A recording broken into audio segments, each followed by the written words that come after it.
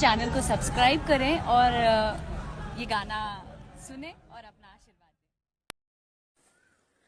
कवन कसूर पप्पू भैया जी कैले आज जेल खानवा नेताजी गईले। कवन कसूर पप्पू भैया जी कैले आज जेल खानवा नेताजी गईले। कवन कसूर की जहिया बढ़ आयल रहे पटना शहर में घूमी घूमी के सेवा कैले पानी के लहर में।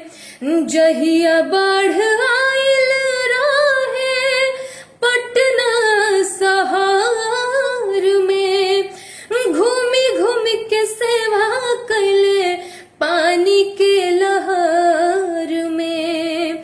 काहे तोहरा नजरी में दुश्मन भइले कि आज जेल खानवा भैया जी गईले।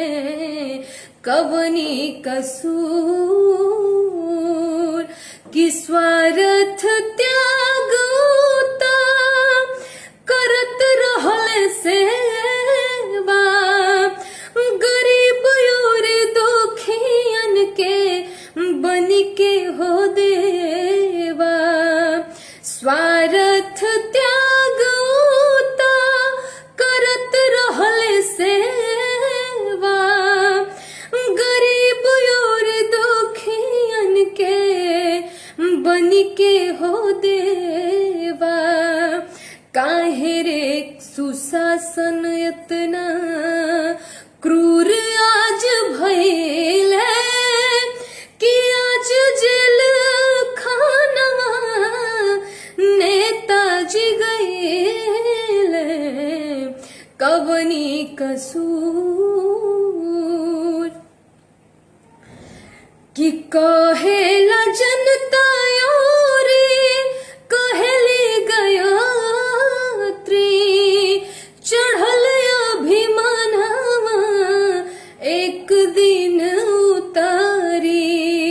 कहेला जनता योरी कहेली गयात्री चढ़ल अभिमानवा एक दिन उतारी।